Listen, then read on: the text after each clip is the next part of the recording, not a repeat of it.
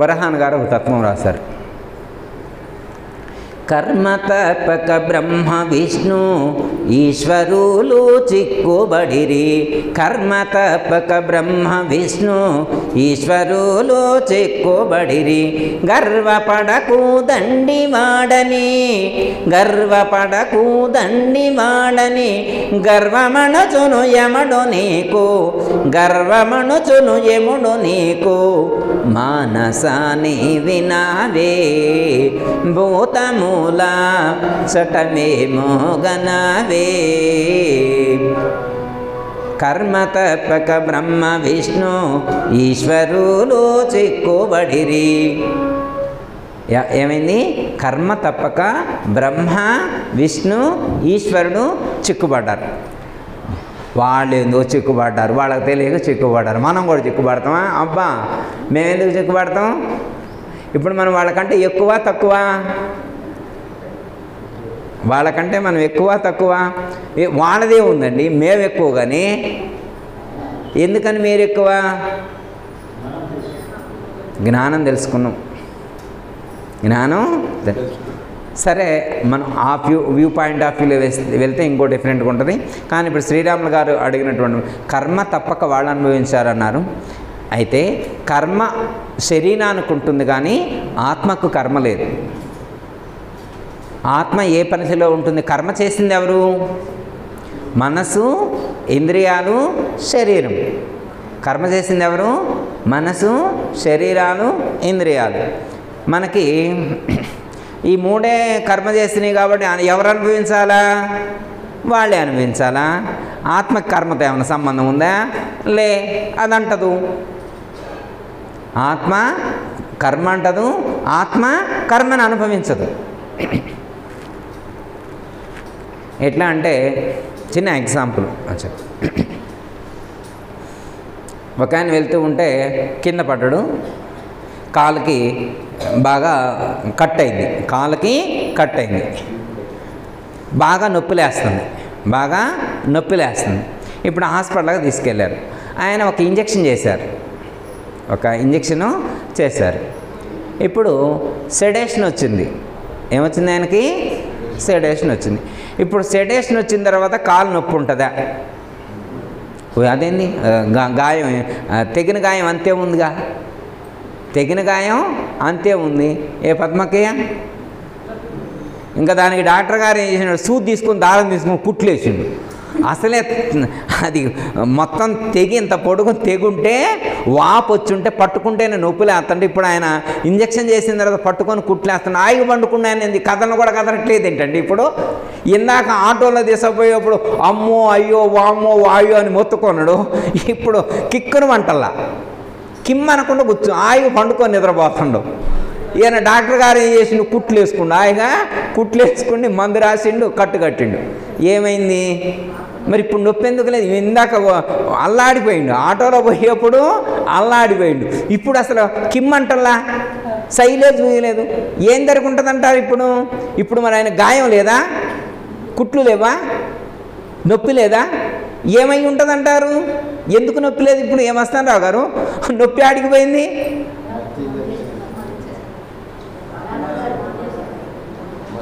అంటే మత్తు ఇవ్వటం వల్ల ఏమవుతుందంటే మనసు శరీరాన్ని అంటుకొని లేదు. కర్మ ఎప్పుడు అనుభవిస్తామంటే మనసు శరీరాన్ని తాకినప్పుడు మాత్రమే కర్మానుభవం కలుగుతుంది మనకి. కర్మానుభవం ఎప్పుడు వస్తుంది? మనసు శరీరాన్ని తాకినప్పుడే కర్మానుభవం కలుగుతుంది. మనసు శరీరాన్ని అంటకుండా ఉండే విధానం మీకు తెలిస్తే, మనసుని శరీరంతో అంటించుకోకుండా ఉండడం మీకు తెలిస్తే, మనసుని దేంతో అంటించుకోకుండా ఉండడం తెలియాలి మనకి. శరీరంతో అంటించుకోకుండా ఉండటం మీకు తెలిస్తే శరీరాన్ని కోసినా మీకు సంబంధం లేదు. ఇప్పుడు ఆయనకంటే మత్తు మంది ఇచ్చారు, అయిపోయింది. కానీ ఇంకా లైవ్ ఎగ్జాంపుల్ ఒకటి చెప్తా. లైవ్ ఎగ్జాంపుల్, రమణ మహర్షికి కూడా ఒక రాచపుండు లేసింది. డాక్టర్స్ అందరూ కూడా ఏమంటారంటే సర్జరీ చేయాల్సిందే అంటాడు. అసలు ఈయన ఒప్పుకోరన్నమాట రమణ మహర్షి. అది ఎట్లా నశించిపోయే శరీరం, దానికోసం ఇంత రిస్క్ తీసుకోవడం, ఇంత శ్రమ పట్టడం ఎందుకు, అవసరమా అని చెప్పి అంటారు. అయినా కానీ మాకు మీరు ఎక్కువ కాలం జీవించాలి, మీరు ఇబ్బంది పడటం మేము తట్టుకోలేమని చెప్తారు. అయితే రమణ మహర్షికి సెడేషన్ తీసుకోవటం ఇష్టం లేదు, మత్తు పదార్థం తీసుకోవటం ఇష్టం లేదు. రమణ మహర్షి ఏమంటారంటే, అయ్యా మీకు మత్తు ఇంజెక్షన్ ఇస్తానంటే నాకు అవసరం లేదు, నేను ఎప్పుడూ మత్తులోనే ఉంటాను. గొప్ప పదం వాడతారమ్మ. ఏమంటారు రమణ? నేను ఎప్పుడూ మత్తులోనే ఉంటాను, నాకు వేరే ఈ బయట నుంచి వచ్చే మత్తు నాకు అవసరం లేదన్నట్టు. వేరే మత్తు నాకు అవసరం లేదన్నాడు. అయితే పడుకోబెట్టండు. మీరు అయిపోయినప్పుడు చెప్తే నేను కదులుతా అన్నాడు. మీరు అయిపోయినప్పుడు నాకు తెలియదు కదా ఎప్పుడు అయిపోయిందో, మీరు చెబితే నేను అప్పుడు కదులుతా అన్నాడు. ఇలా ఒక పక్కకు తిప్పారు. ఇలా ఒక పక్కకు తిప్పి ఉంచి దాదాపు ఒక 3 గంటలు ఏమో సర్జరీ చేశారు. మామూలుగా మత్తు మంది ఇచ్చిన వాళ్ళకి ఎట్లా చేశారో అట్లా చేశారు. 2-3 గంటల దాకా చేశారు. కోసారు, తుడిచారు, కండ మొత్తం తీశారు, కుట్లేశారు, దూది పెట్టి కుట్లేశారు. మొత్తం అయిపోయిన తర్వాత అయిపోయింది అయ్యా అన్నారు. అయిపోయింది అసలు అయ్యా అన్నాడు. ఎలా సాధ్యమైనకి? మనం దోమ కొడితేనే అమ్మో అయ్యో అమ్మో దోమ కుట్టింది ముళ్ళు గుచ్చుకుంది, శీల గుచ్చుకుంది, మేము గుచ్చుకుంది అల్లాడిపోతాం కదా. ఇప్పుడు రమణ మహర్షికి మొత్తం కత్తి పెట్టి బర్రను మొత్తం కోసారు. పుండు పడి ఉంటే దాన్ని మొత్తం గెలికి లోపల ఇన్ఫెక్షన్ మొత్తం తీసేశారు. ఆయన ఎందుకు స్పందించలేదంటే ఆయన మనసును శరీరంతో టచ్ చేయలే. ఆయనకు ఆ విద్య ఉంది. ఏం చేసిండు? మనసుని శరీరంతో టచ్ చేయలే. ఇప్పుడు మన శరీరంతో టచ్ చేయకుండా ఎక్కడ పెట్టిండు? ఇందాక చెప్పాను, రుద్రగ్రంథిని దాటిచ్చిండు. ఆయనకు ఆల్రెడీ రుద్రగ్రంథి దాటింది కాబట్టి వెళ్ళి పైన ఎక్కి కూర్చున్నాడు. పైన ఎక్కి ఎక్కడ కూర్చున్నాడు? ఆయన ఇంట్లో ఆయన కూర్చున్నాడు. ఆయన ఇంట్లో ఆయన కూర్చుంటే చిక్కే లేదు. ఆయన ఇంట్లో ఆయన కూర్చుంటే చెక్కే లేదు, ఇబ్బందే లేదు. అంటే ఆ పైన కూర్చున్నోడే కర్మ లేదు. పైన వెళ్ళి కూర్చోవడం మనకి తెలిస్తే కర్మ శరీరానికి ఉంటుంది, పుండు లేదని కాదు. రమణ మహర్షికి పుండు లేదని కాదు, ఆ పుండు కర్మ ద్వారా రావాల్సినటువంటిది శరీరానికి వచ్చింది, కానీ దాన్ని ఆయన అనుభవించట్లేదు. ఎందుకంటే దేహభ్రాంతిని దాటాడు.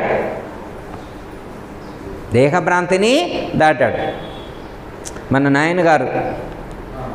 నాయనగారు కూడా 17 సంవత్సరాలు పెరాలసిస్ వచ్చి 17 సంవత్సరాలు ఉన్నారు. లాస్ట్ 3 ఇయర్స్ కొంచెం ఎక్కువే ఇబ్బంది పడ్డారు. ఇబ్బంది వారు పడలేదు, కానీ ఇబ్బంది పడ్డట్టుగా మనం అనుకున్నాం. వారికి ఇబ్బంది అవుతుందేమని మనం అనుకున్నాం, కానీ వారెప్పుడూ నాకు ఇబ్బంది అని ఒక్కరోజు చెప్పలే. మాకు మా రాధకి ఫ్యామిలీ మెంబర్సే సాక్షి. ఎప్పుడు కూడా నాయనగారు నాకు ఇలా ఇబ్బంది ఉందని ఒక్కరోజు కూడా చెప్పలే. లాస్ట్లో దాదాపు ఒక 11 నెలలు 10-11 నెలలు లాస్ట్లో అన్నమాట వారికి ఇంకా గొంతు కూడా పనిచేయలే. ఫుడ్ లోపలికి పంపేయటానికి కూడా పోలే. 11 నెలలు ఫుడ్ లోపలికి కూడా పోలే. నోట్లో నుంచి పోకపోతే ముక్కులో నుంచి పైప్ వేసి 15 రోజులకు ఒకసారి పైప్ మార్చేవాళ్ళం. అలా స్టేబుల్గా పడుకునేవారు. వారికి కూడా వెనక వైపు రమణ మహర్షికి ఎట్లయితే అయిందో నాయనగారికి కూడా హాస్పిటల్లో ఉండడం వల్ల కొంచెం పుండాలకైతే రోజు డాక్టర్ గారు వచ్చి డ్రెస్సింగ్ చేసేవారు. డ్రెస్సింగ్ చేసేప్పుడు కూడా అమ్మ అయ్యా అని నొప్పి కూడా అనలా, కొంచెం కూడా అనలా. మేము ఎప్పుడైనా వారు చెప్పినటువంటి అచల స్థితి అంటారు కదా, ఆ స్థితిలో వారు ఉన్నారు. వారు చలించట్లేదు. వారికి దేహం యొక్క స్పృహ లేదు. వారికి దేహం యొక్క స్పృహ లేదు, మనసు యొక్క స్పృహ లేకుండా ఉన్నారు. ఆ స్థితిలో ఉన్నారు. 11 నెలల దాకా ఉన్నారు. 11 నెలల దాకా సేమ్ వారు అదే స్థితిలో ఉన్నారు. మా అయ్యగారు జీవిత చరిత్ర టైప్ చేసేప్పుడు మొత్తం అయ్యగారు పరంపదించిన తర్వాత వారి జీవిత చరిత్ర ప్రింట్ చేయించను. సద్గురువుల దివ్య జీవిత చరిత్ర మీరు కూడా చూసే ఉంటారు, అప్పుడు అందరికీ పంచిపెట్టాం కదా. ఆ నాయనగారి జీవిత చరిత్ర మా వైరాలో టైప్ చేసిండు అనమాట.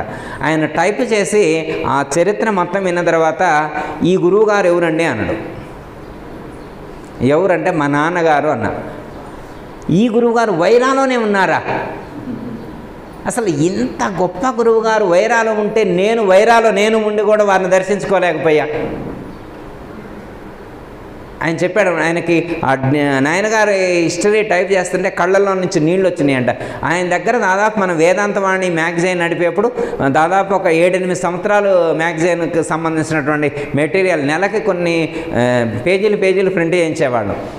కానీ అన్ని సంవత్సరాలు ప్రింట్ డిటిపి కొట్టినా కానీ ఆయనకు స్పందన లేదు. కానీ అయ్యగారు లైఫ్ హిస్టరీ టైప్ చేసేప్పుడు ఆయన కళ్ళల్లో నుంచి నీళ్ళు వచ్చినాయంట. ఇంత కష్టపడి వారు జీవించారా, ఇంత జ్ఞానాన్ని ఇంత వెదజల్లారా అని.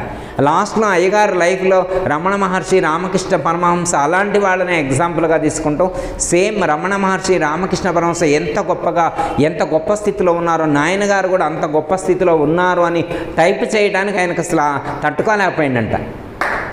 తర్వాత వచ్చి నేను వెళ్తే చెప్పారనమాట, నాకు ఇది ఒక మెరాకిల్ లాగా ఉందండి, అసలు వైరాలో ఇంత మహానుభావుడు జన్మించాడనే విషయం నాకు తెలియట్లేదని నేను డైజెస్ట్ చేసుకోలేకపోతున్నాను.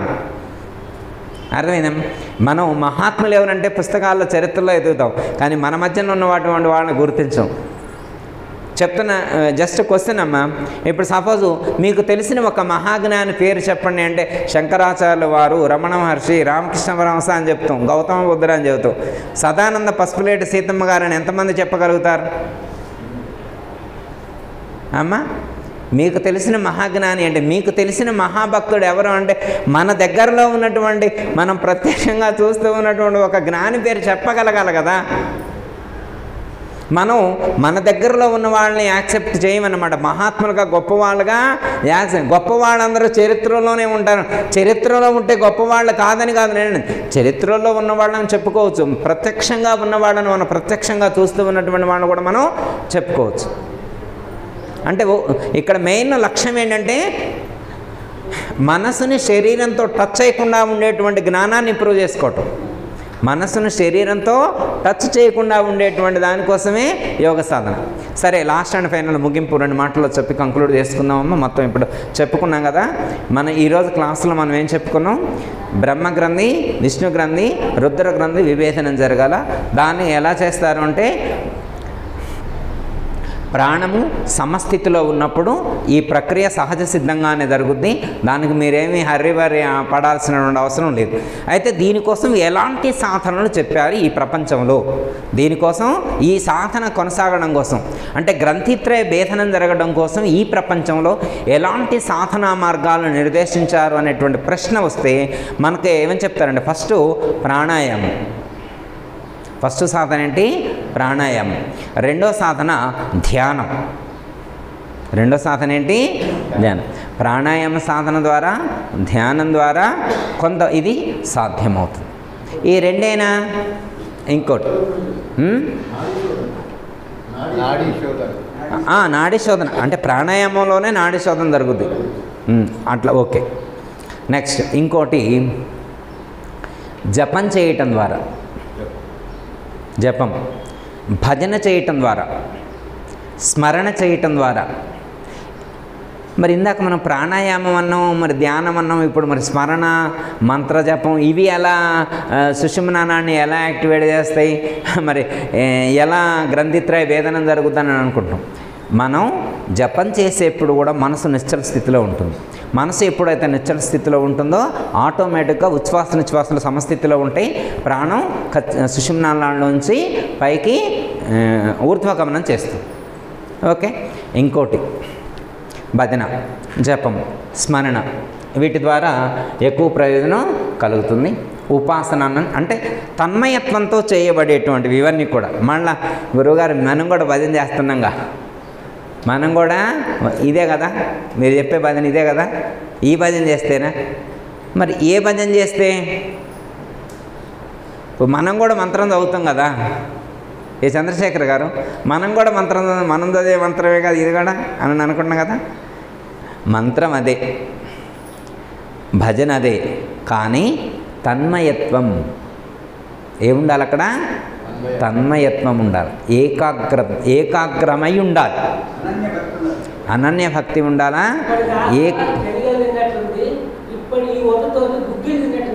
ఓకే. ఏకాగ్ర మనస్సుతో చేయబడి అంటే కొంతమంది మాట్లాడుతుంటే కానీ, కొంతమంది భజన చేస్తున్నా కానీ మంత్రముగ్ధులమైనవంటారు. ఏమంటారు? మంత్రముగ్ధులం. రాబుద్ధి కాలేదండి నాకు, అసలు వాళ్ళు పాడే పాట వింటే ఎమ్మటే వద్దామనుకున్నాం కానీ పోతే పోయింది, ఆడ పని ఆడపోతే పోయింది, ఎప్పుడు ఉండే పనేగా అని రాబుద్ధి కాల నాకు, అందుకే కూర్చున్నా. పెన్నాం అందుకే నీకు జాకెట్ లేట్ అయింది, రేపెత్తలే పెన్నాం, ఏం నువ్వేమనుకో మా గౌరీ, పెన్నాంకి రేపు ఇవ్వచ్చు, మళ్ళీ పాట వీళ్ళు రేపు ఆడవద్దు. అదేమ్మా పనులే ఉండవమ్మ, ఎప్పుడు ఉండేగా. కాకపోతే ఏంటంటే మన మనసును ఏకాగ్రమనర్చి సాధన చేయగలగాలి. మన మనసు నిశ్చల స్థితిలో ఉండాలి. అంటే కొంతమంది మంత్రం చదివితే అలా చదువుతారు, మంత్రం చదివితే అలా చదువుతారు. ఎవరి పేరన్నా మీకు తెలుసా? అలా మంత్రం చదివినటువంటి వాళ్ళ పేర్లు తెలుసా? అంటే ఇప్పటి కాలంలో కూడా ఉంటారు, కానీ పురాణ గాథంలో ధ్రువుడు ఆయన ధ్రువుడు అష్టాక్షరీ మంత్ర ఉపాసన చేస్తూ ఉంటే పెద్ద గాలిదుమ్ము వచ్చింది, తుఫాన్ వచ్చింది, అనేకమైనటువంటి ప్రకృతి వికటించింది. కానీ ఆయన చెల్లించలా. మనం చెల్లిస్తామా? ఇంట్లో పిన్ని గారు మంత్రం చదువుదాన్ని జపాన్ పట్టుకుంది, చదువుతుంది. ఇంతలోకి వచ్చి టీవీ పెట్టారు. అత్తయ్య రేపు చదవచ్చులే మంత్రం, మంచి బిట్ వస్తుంది దా. అంటే ఇలా కాదు నేను అనేది. అంటే ఒక డిసిషన్ తీసుకున్న తర్వాత ఖచ్చితంగా స్థిరంగా మనసు నిలిచిపోవాలి. అలా మనసు నిలిచిపోయే విధంగా తన్మయత్వంతో ఎవరైతే మంత్ర అనుష్ఠానం చేస్తారో, మంత్ర జపం చేస్తారో, భజన చేస్తారో, లేకపోతే సత్సంగంలో పార్టిసిపేట్ చేస్తారో వాళ్లకు ఉచ్ఛ్వాస నిశ్వాసల యొక్క గతి సమస్థితిలో ఉంటుంది. ఉచ్ఛ్వాస నిశ్వాసల యొక్క స్థితి సమస్థితిలో ఉంటుంది. వాళ్ళకి ఈ యొక్క ప్రాణము లేదా జీవుడు ఊర్ధ్వగమనం చేస్తాడు. వాళ్ళు ప్రత్యేకించి వేరే ఏ సాధన చేయగల. లాస్ట్ అండ్ ఫైనల్ ఇంకొక సాధన చెప్పారు. అది జ్ఞాన విచారణ. జ్ఞానం చెప్పుకున్నా కానీ ఇట్టగలిగిద్దా? మేము ఎప్పుడు వినలేదే. మరి అక్కడ కూర్చొని మంత్రం చదువుకోవాలా, ధ్యానం చేయాలా, యోగం చేయాలి, ఇవన్నీ చెప్పారు. జ్ఞానం వింటే కూడా అలా కలుగుద్దా అంటే శాస్త్రంలో ఏమని చెప్పారండి? బ్రహ్మవిద్ బ్రహ్మైవ భవతి అని చెప్పారు. బ్రహ్మవిద్ బ్రహ్మైవ భవతి అన్నారు. అంటే ఎవరు బ్రహ్మజ్ఞానమును తెలుసుకుంటున్నారో వాళ్ళు బ్రహ్మమే అగుతున్నారు. బ్రహ్మజ్ఞానాన్ని తెలుసుకున్నటువంటి వారు ఏమవుతున్నారు? బ్రహ్మమే అవుతున్నారు. విచారణ చేసేటువంటి యోగులు కూడా, విచారణ చేసేటువంటి జ్ఞానులు కూడా అలాంటి సిద్ధిని పొందుతున్నారు, అలాంటి స్థితిని అనుభూతమనర్చుకుంటున్నారు.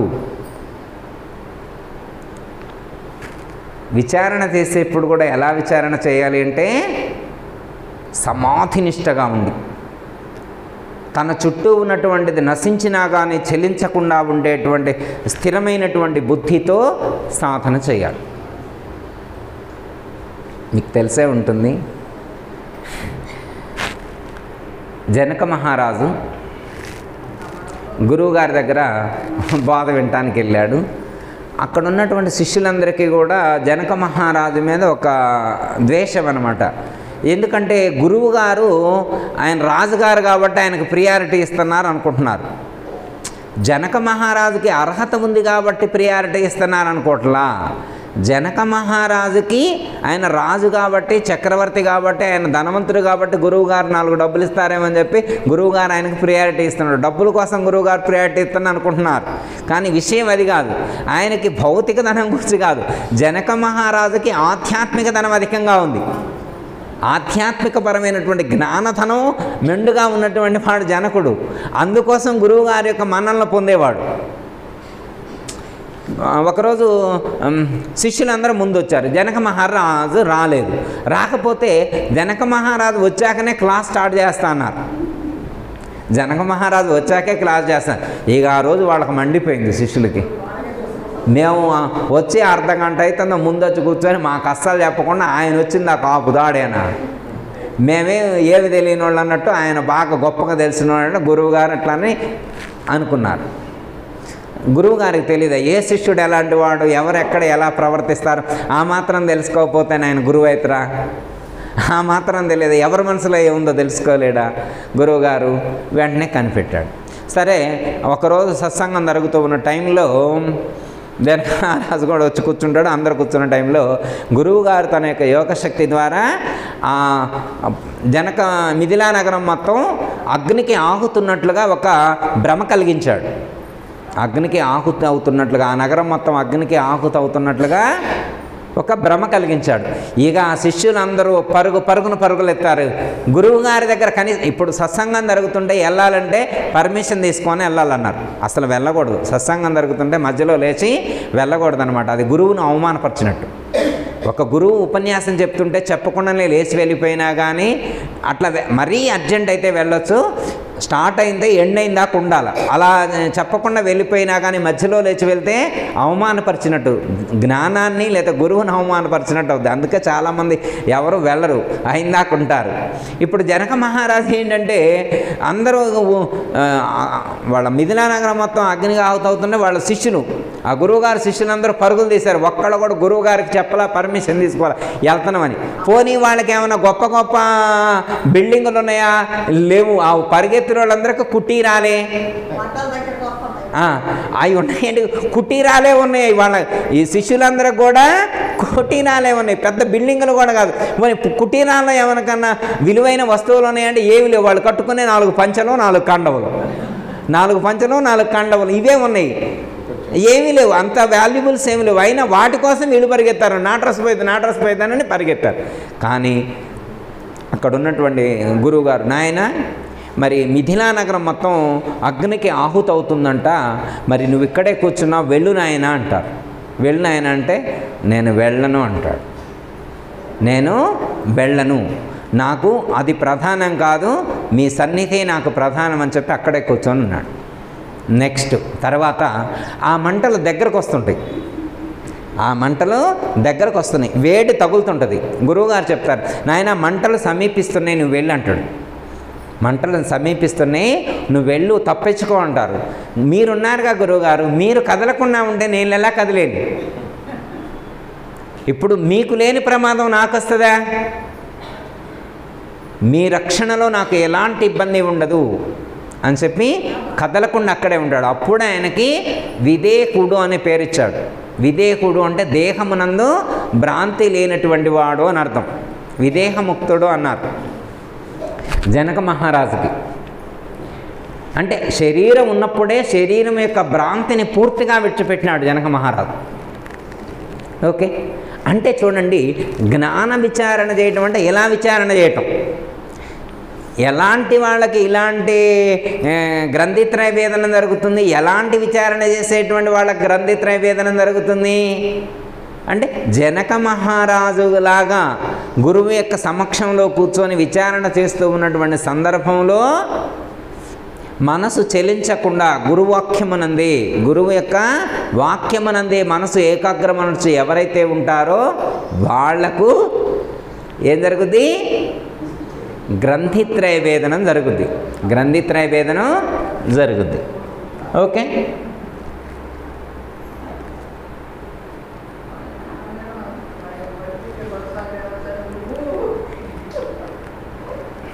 ఈరోజు మరి సద్గురుమూర్తి యొక్క అనుగ్రహంతో మనం గ్రంథిత్రయ భేదనానికి సంబంధించినటువంటి జ్ఞానాన్ని సంపాదించుకునేటువంటి ప్రయత్నం చేసినాం. ఇప్పుడు రుద్రగ్రంథి భేదనం జరిగిన తర్వాత ఏమవుతుంది? సహస్రార చక్రంలోకి ప్రవేశిస్తాం. అప్పుడు అహం బ్రహ్మస్మి స్థితి అనేటువంటిది కలుగుతుంది. తత్వమసి బ్రహ్మ, ప్రజ్ఞానం బ్రహ్మ, అయమాత్మ బ్రహ్మ అంటే బ్రహ్మమే నేను, నేనే బ్రహ్మం అనేటువంటి జ్ఞానం దృఢమవుతుంది. అలా దృఢమైనటువంటి వాళ్ళు ఎవరైతే ఉంటారో అలాంటి స్థితి ఎవరికైతే కలుగుతుందో వాళ్లకు పరిపూర్ణ బోధ చెప్పాలి. పరిపూర్ణ బోధ ఎవరికి అవసరం అంటే వాళ్లకు గ్రంథిత్రయ భేదనం జరిగిన వాళ్ళకే పరిపూర్ణ బోధ చెప్పితే వాళ్ళకు అర్థమవుతుంది. ఎరుకను ఎందుకు విడిచిపెట్టాలి అనేటువంటి జ్ఞానం వాళ్ళ దగ్గర ఉంటుంది. ఎరుక వల్ల ఉపయోగం ఉందో లేదో వాళ్ళకు తెలుస్తుంది. గ్రంథిత్రయ భేదనం జరిగిన తర్వాత అహం బ్రహ్మస్మి స్థితికి వచ్చిన తర్వాత బ్రహ్మమే నేను, నేనే బ్రహ్మము అనేటువంటి జ్ఞానం దృఢమైన తర్వాత అప్పుడు ఆ స్థితిలో ఉన్నటువంటి వాడికి ఒకవేళ తాను తెలుసుకున్నటువంటి ఆ జ్ఞానం సరిపోదు, జన్మరహిత స్థితికి ఆ జ్ఞానం సరిపోదు అనేటువంటి ఒక ఆలోచన ఎవరికైనా కలిగితే వాళ్లకు పరిపూర్ణ బోధ చెప్పాలి అని చెప్పి మనకు సూచించారు, మనకు చెప్తారు. మీరు వినే ఉంటారు. ఎరుక భ్రమ గల్గు శిష్యుని ఎరుక భ్రమగల్గు శిష్యుని పరితాపము మాన్పునట్టి పండితుడెతడో గురునతడే కాని గురువులమని పొట్ట కొరకు గొణిగేవారెల్లా వారికి బోధ తెలియుట కల్లా అన్నారు. ఎరుక భ్రమ కలుగు శిష్యుని, ఎవరికైతే ఆ ఎరుక యందు భ్రమ కలుగుతుందో ఆ భ్రమ కలిగినటువంటి వాడికి పరిపూర్ణ గురువు యొక్క అవసరం ఏర్పడుతుంది. అలాంటి పరిపూర్ణ గురువు శిష్యుడికి ఉన్నటువంటి ఆ ఎరుక యొక్క భ్రాంతిని విడిపిస్తారు. దృష్ట ద్రాష్టాంతముల ద్వారా ద్వాదశి, షోడశి, పంచదశి అనేటువంటి 3 మంత్రాలను వారికి సూచించి ఆ 3 మంత్రాల ద్వారా ద్వాదశి నిజమని, షోడశి లేనిదని, పంచదశి అంటే షోడశి ఏ విధంగా లేకుండా పోతుంది అనేటువంటి ఒక అనుభవం ద్వారా, స్వప్న దృష్టాంతం ద్వారా మనకు ఆ జ్ఞానాన్ని దృఢం చేసి ఎరుక భ్రాంతిని విడిపించడం అనేటువంటిది జరుగుతుంది. కాబట్టి మనందరం కూడా ఈ స్థితిని పొంది ఆ స్థితికి చేరుకొని ఎరుక భ్రాంతిని విడిచిపెట్టి జన్మరహిత స్థితిని పొందేటువంటి ప్రయత్నం చేద్దాం. జయ తల సద్గురు ప్రభు మహారాజుకు.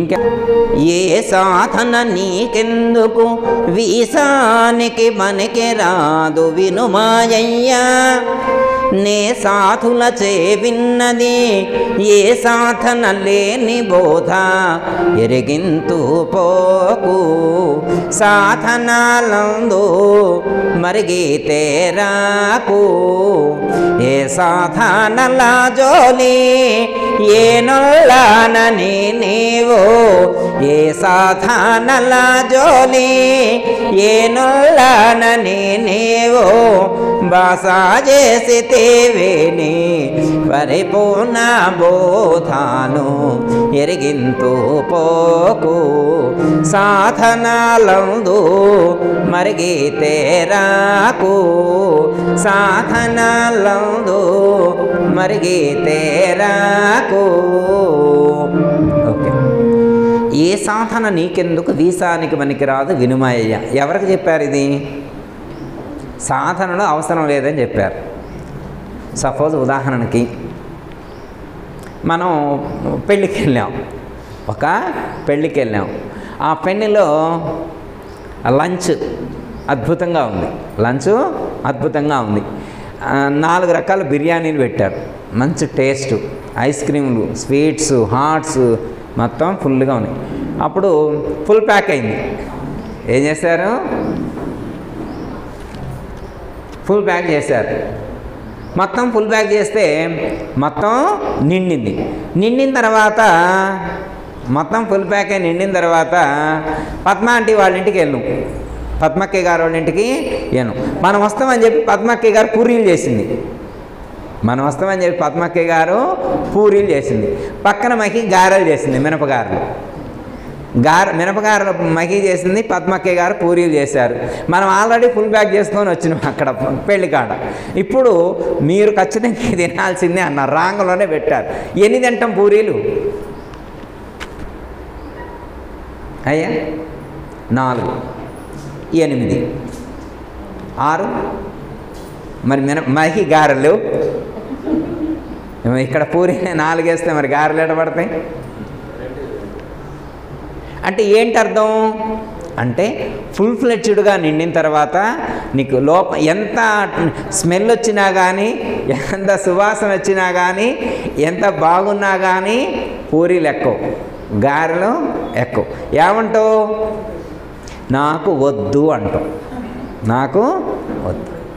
అంటే పూర్తిగా కడుపు నిండినటువంటి వాడికి మళ్ళా వేరే పదార్థాన్ని ఇస్తే ఇక నాకు వద్దు అని ఎలా అంటారో సాధనలన్నీ పూర్తి చేసినటువంటి వాడికి ఇంకా మళ్ళా సాధనలు చేయవలసినటువంటి అవసరం లేదు. కడుపు నిండా తిన్నవాడికి వేరే ఫుడ్తో ఎలా అవసరం లేదో సాధనలన్నీ పూర్తి చేసినటువంటి వాడికి మళ్ళా వేరే సాధన అవసరం లేదు. సాధనల యొక్క లక్ష్యమైనటువంటి బ్రహ్మాన్ని చేరుకున్నాడు, సహస్రారాన్ని చేరుకున్నాడు. రుద్రగ్రంథి వేదనం చేసి సహస్రారం చేరుకున్న తర్వాత ఇంకే సాధన చేయాలి ఆయన? మళ్ళీ ఆయన కూర్చొని ధ్యానం చేస్తా భజన చేస్తా అంటాడు? ఆయనకు అవసరం లేదు. ఆయనకి ఏ సాధన చేయాల్సిన అవసరం లేదు. ఎందుకు? ఉన్న సాధనలన్నీ చేసి సాధనలన్నీ పూర్తయిపోయినాయి ఆయనకి. ఆయన చేయాల్సిన సాధనలన్నీ పూర్తయిపోయినాయి. ఇక సాధనలన్నీ పూర్తయినటువంటి వాడికి మళ్ళీ సాధన చేయవలసినటువంటి అవసరం లేదు. వాళ్ళకి చెప్పారు ఏ సాధన నీకెందుకని, ఏ సాధన నీకెందుకని వాళ్ళు చెప్పారు. ఒక ఆయన మనతో పాటు పెళ్ళికి వద్దామంటే లేట్ అయింది. ఒక ఆయనకి హరిబాబుకి లేట్ అయింది. మనమందరం పెళ్ళికి వెళ్తే హరిబాబుకి లేట్ అయింది, వెనక్కి వచ్చిండు. ఇప్పుడు పద్మక్కి గారి ఇంటికి వెళ్ళిన తర్వాత మరి మనమందరం వద్దన్నట్టు హరిబాబు కూడా వద్దంటాడా పూరీలు? అమ్మ మనం వద్దన్నట్టు అంటాడా? ఎందుకండు? ఆయన ఇంతకుముందు ఏమీ తినలేదు కాబట్టి ఖచ్చితంగా తింటాడు. వాళ్ళకి అవసరమే. ఏమీ తిననటువంటి వాళ్ళకి అవసరమే. అన్నీ తిన్నోళ్ళకి అవసరం లేదు. ఫుల్ ప్యాక్ అయిన వాళ్ళకి ఏం అవసరం లేదు, ఏమీ తిన్న వాళ్ళకి అవసరమే. అలాగే ఈ సాధనలన్నీ ఎవరికి చెప్పారంటే లో లెవెల్లో ఉన్న వాళ్ళకి చెప్పారు. లో లెవెల్లో ఉన్న వాళ్ళకి చెప్పారు, కానీ ఆ పై స్థితికి చేరుకున్నటువంటి వాళ్ళకి ఈ సాధనలతో పని లేదని చెప్పారు. వీసానికి పనికిరాదు వినుమాయ్యా, వీసానికి కూడా పనికిరాదు అని చెప్పారు. నే సాధుల చేవిన్నది ఏ సాధన లేనిబోదా ఎరిగింతు. నేను సాధుల చేత అంటే సాధనలన్నీ పూర్తి చేసి ఆ స్థితిని చేరుకున్నటువంటి పరిపూర్ణ సాంప్రదాయంలో ఉన్నటువంటి పరిపూర్ణ గురువులు ఎవరైతే ఉన్నారో వాళ్ళు చెప్పిందే నేను నీకు చెప్తా. నాయన మళ్ళా నువ్వు వెనక్కిపోవద్దు. మళ్ళీ ముందుకు వచ్చిన తర్వాత మళ్ళీ వెనక్కిపోయి నేను అది చేస్తా ఇది చేస్తా అని నువ్వు అనొద్దు. ఏ సాధనల జోరి నేను పోనని చెప్పి నువ్వు నాకు ప్రమాణం చేస్తేనే నేను చెప్తా. నువ్వు పరిపూర్ణ బోధ వినటానికి వచ్చిన తర్వాత నేను భజన చేయొచ్చా ప్రదక్షిణ చేయొచ్చా అని నువ్వు అనొద్దు. అవన్నీ అనేటైతే నువ్వు ఆడే ఉండు. మళ్ళీ ఇక్కడికి వచ్చి నాకు ఇది చెప్పమని నువ్వు అనొద్దు. ముందే తేల్చుకో. ఆ పాఠం మొత్తం అయిపోయిన తర్వాత నీ ఇక్కడికి రా. నువ్వు అక్కడ సరిగ్గా పాఠం నేర్చుకోకుండా ఇక్కడికి వచ్చిన తర్వాత ఇది చెప్పమని మళ్ళీ పోయి నేను ఆ పాఠం నేర్చుకుంటా అంటే నువ్వే డిస్టర్బ్ అవుతావు. ఎందుకంటే ఒక థీరీ ప్రకారం కాకుండా మనకేమని చెప్పారు? కర్మ, భక్తి, జ్ఞానం, వైరాగ్యం, అభ్యాసం, ధ్యానం, ఇది క్రమ పద్ధతి. తర్వాత ఏం చెప్పారు? సాంఖ్యము, తారకము, అమనస్కము, మహావాక్య విచారణ, అప్పుడు ఎరుక నిర్ణయం, పరిపూర్ణం. ఒక క్రమ పద్ధతిగా జ్ఞానం పొందిన తర్వాత మళ్ళీ కిందికి రావాల్సినటువంటి అవసరం లేదు. కిందికి రావాల్సినటువంటి అవసరం. దీనికి ఒక ఆయన మళ్ళీ ప్రశ్న వేసింది. మరి ఇన్ని చెప్పిన గురువు గారు యాత్రలకు పోతున్నట్టుగా, కృష్ణయ్య గారు యాత్రలకు పోతున్నట్టుగా, భలే ఉందిలే. మాకైతే ఇన్ని చదువుతారు, పరిపూర్ణం అంటాడు, ఎరుక అంటాడు, ఆయన యాత్రలో పోతున్నావు. కాశీ పోయిందంట కృష్ణయ్య గారు. తప్పులేదు, అడగొచ్చు. అది అడిగేదేదో డైరెక్ట్ నన్ను అడిగితే బాబు, అడిగేదేదో డైరెక్ట్ నన్ను అడిగితే. పద్మక్కని అడిగితే ఏం చెప్పింది? అడిగే వాళ్ళు నన్ను అడగాలి కదా. లక్ష్మక్కని అడిగితే లక్ష్మక్క ఏం చెప్పింది? డౌట్ ఉంటే నన్ను అడగాలి డైరెక్ట్గా కదా. ఏ పరమేశ్వర్ నిన్ను అడిగితే ఏం చెబుతూ నన్ను అడగాలి కానీ పరిపూర్ణం చెప్పిన గురువు గారు యాత్రలకు పోతానంటే నువ్వు నాకేం తెలుసు అంటావు, గురువు గారిని అడుగు అంటావు నువ్వు అన్న కదా. అంటే నా కోసం కాదు. ఎట్లా అంటే ఇంకా తండ్రి ఎంఎస్సి పిహెచ్డి, తండ్రి ఎంఎస్సి పిహెచ్డి, పిల్లవాడు సెకండ్ క్లాస్, వాళ్ళ పిల్లవాడు సెకండ్ క్లాస్. ఇప్పుడు ఎంఎస్సి పిహెచ్డి చేసినటువంటి తండ్రి పిల్లవాడిని ఆ స్కూల్ బ్యాగ్ ఎవరు తగిలించుకుంటారు? పిల్లగాడు తగిలించుకుంటాడా? వాళ్ళ నాన్న పక్కనుంటే, వాళ్ళ నాన్న పక్కనుంటే పుస్తకం పట్టుకుంటాడా పిల్లగాడు? ఎట్లా ఇసిరేస్తారు పట్టుకోమని, ఎట్లా ఇసిరేస్తారు పట్టుకోమని. వాళ్ళ నాన్న మొయ్యాలన్నమాట, వాళ్ళ డాడీ మొయ్యాలన్నమాట. హ్యాపీగా నడుస్తుండే. ఐస్ క్రీమ్ వస్తే ఐస్ క్రీమ్ తినకుండా, డాడీ ఐస్ క్రీమ్ అంటే తినకుండా హ్యాపీగా నడుస్తారు. ఇప్పుడు వాళ్ళ తండ్రి పిల్లగాడి స్కూల్ బ్యాగ్ తగిలించుకున్నాడు, వాటర్ బాటిల్ చేతిలో పట్టుకున్నాడు, క్యారేజీ ఇంకో చేతిలో పట్టుకున్నాడు, పిల్లవాడు వెనక నడుస్తూ ఉన్నాడు. ఇప్పుడు స్కూల్కి ఎవరు వెళ్తున్నారు అనుకుంటారు మనం? ఇప్పుడు వాళ్ళ నాన్నకి చదువు రాక 2వ తరగతి స్కూల్కి వెళ్తున్నాను అనుకుంటారా? పిల్లగాడిని పంపించడానికి వెళ్తున్నారు అనుకుంటారా? అంతేకమ్మా. పిల్లగాడి కోసం తండ్రి స్కూల్కి వెళ్తున్నా తప్ప ఇప్పుడు ఆయన ఆల్రెడీ ఎంఎస్సి పిహెచ్డి, ఆయనకు అవసరం ఏముంది? పిల్లగాడిని తీసుకెళ్తాను అక్కడికి. ఎందుకు పిల్లగాడిని అక్కడికి ఎందుకు? వాణ్ణి కూడా తనంతరం వాణ్ణి చేయాలని. తాను కూడా ఇంతకుముందు ఆ స్కూల్లోనే చదువుకున్నాడు. తను ఎట్లా చదువుకున్నాడో పిల్లవాడిని కూడా అలాగే చదివించి పిల్లవాడిని కూడా తనంతటి వాడిని చేయాలి అనేటువంటి లక్ష్యంతో తీసుకువెళ్తున్నాడు. ఓకే అమ్మా, ఈ లోకంలో ఉన్న ఏ మహాత్ములైనా ఏ జ్ఞానులైనా సాధన పూర్తి చేసి ఉన్నటువంటి వాళ్ళే. వాళ్ళ కోసం కాదు వాళ్ళు ప్రయత్నం చేసేది, వాళ్ళ వెనక ఉన్నటువంటి వాళ్ళను ముందుకు నడిపించడం కోసం ఏదో ఒక ప్రయత్నం చేస్తారు. ఇంతకుముందు వైరాలో మనం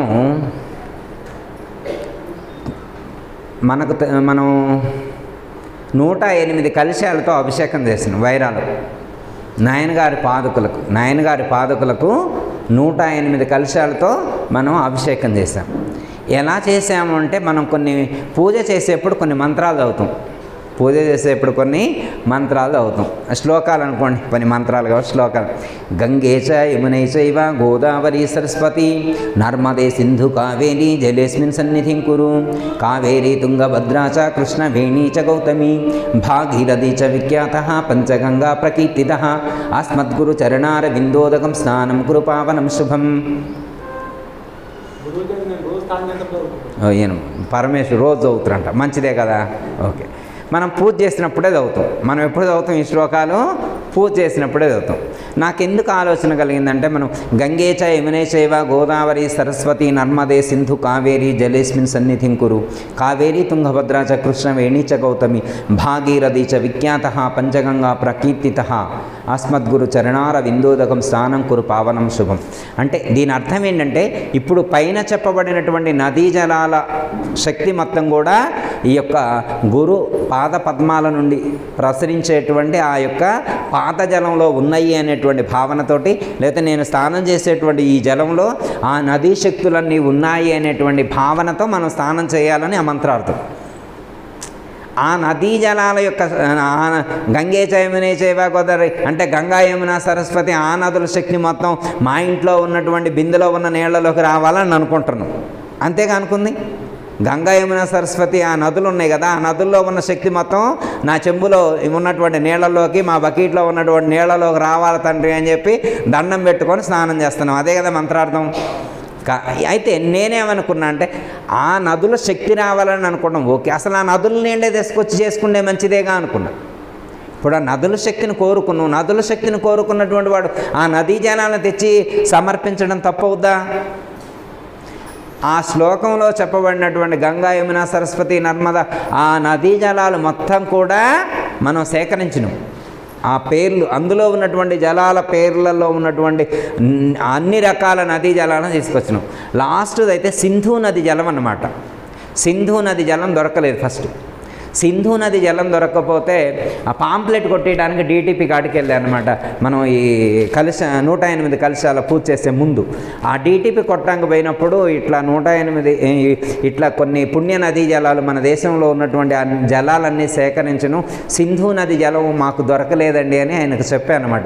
చెప్తే ఆయన అన్నాడు, మా బాబాయ్ గారి దగ్గర ఉందండి సింధు నది జలం అన్నాడు.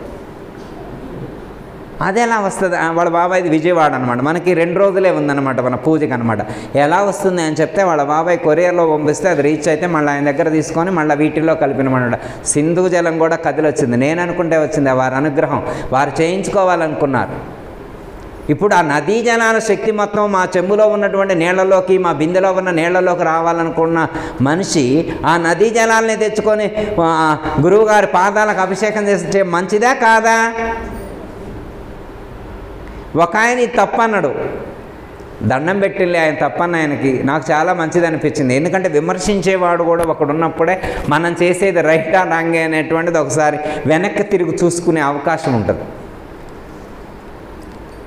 లేకపోతే మనం ముందుకెళ్తుంటాం అనమాట. ఒకడు వెనకుండి గుంజేవాడు ఒకడు ఉండాలన్నమాట, పొలతో పొడిచేవాడు ఒకడు ఉంటే ఒకసారి వెనక్కి తిరిగి చూసుకోవడం అంటే వెనక్కి కూడా మిస్టేక్ జరగకుండా చూసుకునే అవకాశం ఉండదని నాకు అనిపించింది.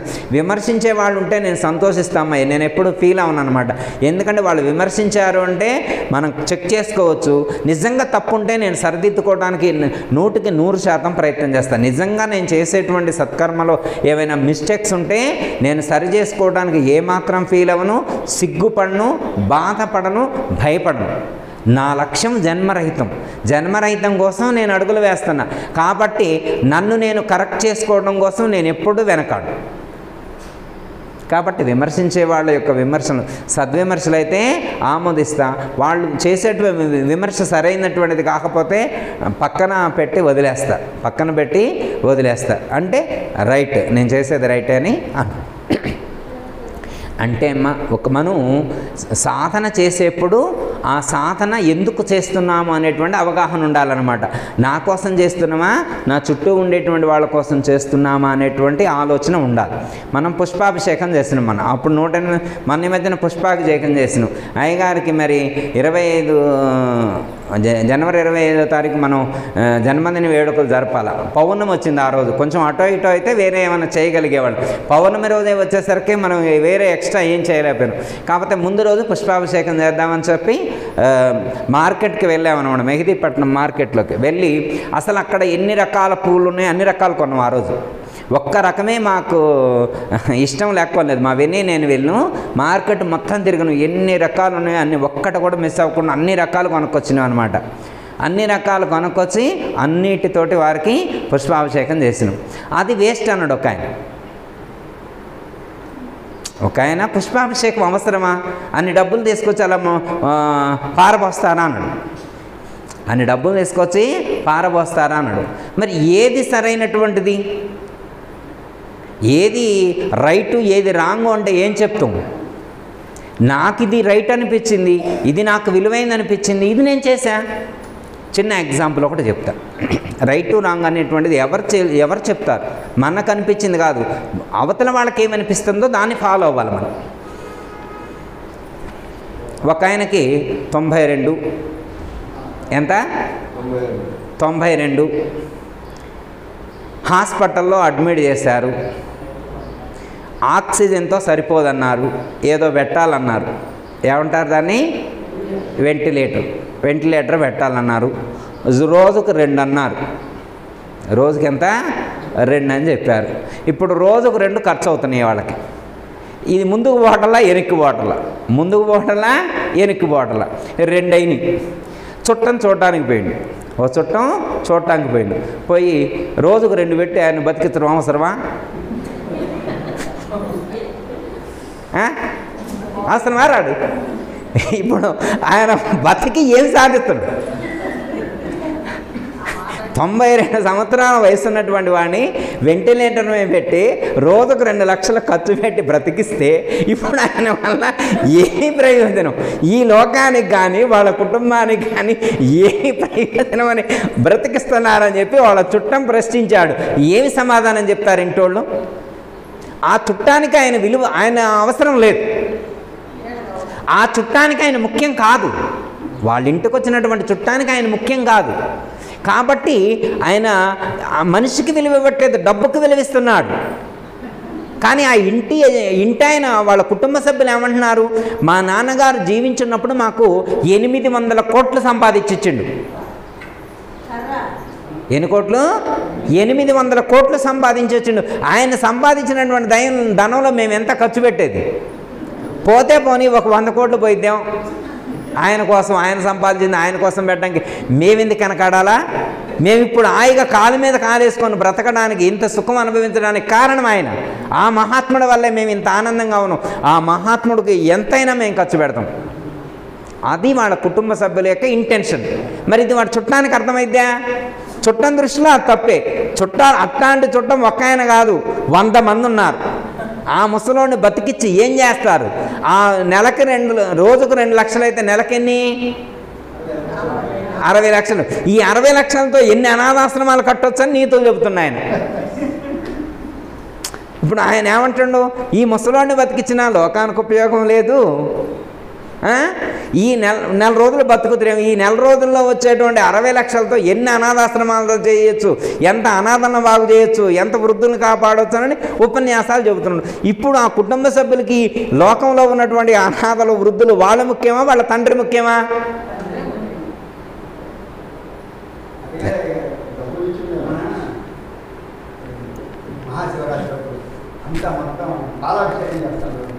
అన్ని పాలంతా లీటర్ పోతాం ఎక్స్పెరిమెంట్. కొంతమంది అనుకుంటారు ఏది నాస్తికవాడు ఇంత వేస్ట్ చేస్తున్నారు, డబ్బులు వేరే వాళ్ళకి ఇచ్చి ఎంతమంది చేస్తాను అనుకుంటారు. ఇప్పుడు ఇదే అనమాట ఫార్మేట్, అదే అనమాట ఇప్పుడు నేను చెప్పింది అదే అనమాట. ఎందుకంటే వాళ్ళ ఇప్పుడు శివుడు ఆయనకు ముఖ్యం కాదు, కానీ భక్తుడికి శివుడే ముఖ్యం, భక్తుడికి శివుడే ముఖ్యం. అర్థమైందమ్మా? వాళ్ళకి లోకం మొత్తం ముఖ్యం, వాళ్ళకి లోకం మొత్తం ముఖ్యం. కానీ శివుణ్ణి ఆరాధిస్తే లోకం మొత్తాన్ని ఆరాధించినట్లే ఆయన అనుకుంటాడు, ఆయన అనుకుంటాడు. కానీ అన్ని మాటలు చెప్పేటువంటి ఆయనకు ధనాన్ని కలిగిస్తే ఆయన రూపాయి కూడా దానం చేయడా నాస్తికుడు. ఆ ఉపన్యాసం చెప్పాయనకే కనుక అంటాడు అనమాట, నాకే కనుక 10 లక్షలు ఇస్తేనా నేను ఎంత చేసేవాడు అంటాడు. 10 లక్షలు కాదు 25 లక్షలు ఇచ్చినా రూపాయి దానం చేయడాడు. బుద్ధి అలాంటిది. విమర్శించాలే కానీ ఆ విమర్శించేప్పుడు అవతల వాళ్ళు చెప్పేటువంటి దాన్ని కూడా అర్థం చేసుకోవాలి ఎందుకనేటువంటిది. ఇవన్నీ కనిపెట్టింది మనమా? మన ఋషులు, మన యోగులు, మన జ్ఞానులు. మన జ్ఞానం అది, మన వేద జ్ఞానం అది, మన ఋషులు కనిపెట్టినటువంటి జ్ఞానం. మన ఋషులకు ఆ మాత్రం జ్ఞానం లేకనే చెప్పారా? ఇవన్నీ చేయాలని వాళ్ళు ఊరికనే చెప్పారా? వాళ్ళకి ఈ మాత్రం తెలీదా? పూర్తిగా ఆలోచించే చెప్పారు. నెక్స్ట్, మన దృష్టిలో ఎవరికి విలువ ఇవ్వాలి అంటే మనిషికే విలువ ఇవ్వాలంటాం. మన దృష్టిలో దేనికి విలువ ఇవ్వాలంటాం? మనిషికే విలువ ఇవ్వాలంటాం. సరే, ఇద్దరు వ్యక్తులు వెళ్తున్నారు. ఒకతను ఇటు సికింద్రాబాద్కి వెళ్తుండు, ఒకతను ఇటు సూరారంకి వెళ్తుండు. సరే, సూరారం అనుకోండి, లేదా కోకటిపల్లికి వెళ్ళి ఒక ఆయన వెళ్తున్నాడు, ఒక ఆయన సికింద్రాబాద్కి వెళ్తాడు. ఇద్దరి దగ్గర 2 వాటర్ బాటిల్స్ ఉన్నాయి. ఇటు వెళుతూ ఉన్నటువంటి వ్యక్తికి ఒక చోట ఒక పెద్ద మనిషి వైట్ డ్రెస్ వేసుకొని, షూ వేసుకొని, రేబాన్ కళ్ళతోడు పెట్టుకొని నిల్చున్నాడు. సార్, మీ దగ్గర ఉన్న వాటర్ బాటిల్ ఉంటే ఇవ్వండి, నాకు చాలా దప్పిగా ఉంది, వాటర్ అవుతున్నాయి, ఇవ్వండి అన్నాడు. ఇస్తాడా ఇవ్వడా? ఆ లెవెల్ ఒక ఎమ్మెల్యే లెవెల్లో ఉన్నాడు అన్నమాట. రేబాన్ పెట్టుకొని టిప్ టాప్ ఉండే ఈయనకి ఇచ్చిండు. నువ్వు మీరెవరంటే సోన్స్ అని చెప్తే ఎమ్మటే సెల్ఫీ కూడా ఒకటి దిగిండు. సరే, వాళ్ళ ఫ్రెండ్ ఇటు నుంచి వెళ్తున్నాను, కుక్కడిపల్లి వెళ్తాను, అక్కడ కుక్క పడి ఉంది. ఆ కుక్క దెబ్బకి తోడి నాలుగు తలుచుకొని నీళ్ళ కోసం బాధపడుతూ ఉంది. ఇప్పుడు వాళ్ళ ఫ్రెండు ఆ కుక్కకు నీళ్ళు ఇవ్వాలా, మళ్ళీ ఇట్లాంటి వాడు తగిలితేనే ఇవ్వాలా? ఇప్పుడు ఆయన నీళ్ళు ఇచ్చిండు. ఈ ఫ్రెండ్ ఏం చేసిండంటే కుక్క నీళ్లు పోసిండు. వాడంటాడు, కుక్కకెట్ట పోసినవురా నీళ్లు, నేను చూడ వెనకిచ్చా అన్నాడు. మన దృష్టిలో మనిషికి నీళ్ళు ఇస్తేనే గొప్ప అనుకున్నాడు. ఆయన దృష్టిలో కుక్కకి నీళ్ళు ఇవ్వడం కూడా గొప్పే అనుకున్నాడు. ఏంటంటే కుక్కలో కూడా ఆత్మనే చూడగలిగాడు. మనం మనిషిలోనే ఆత్మను చూస్తాం, కానీ మహాత్ములేంటి సమస్త ప్రాణులలో కూడా ఆత్మస్వరూపాన్ని చూశారు. ఇప్పుడు నీళ్లు మీరు పోసారనుకోండి, అనేకమైనటువంటి ప్రాణులు ఉంటాయి లోపల డ్రైనేజీలో. అవి ఆ రోజు పండగ చేసుకుంటాయి. పండగ నిజంగా కొన్ని వేల ప్రాణులకు పండగ ఇద్దనమాట.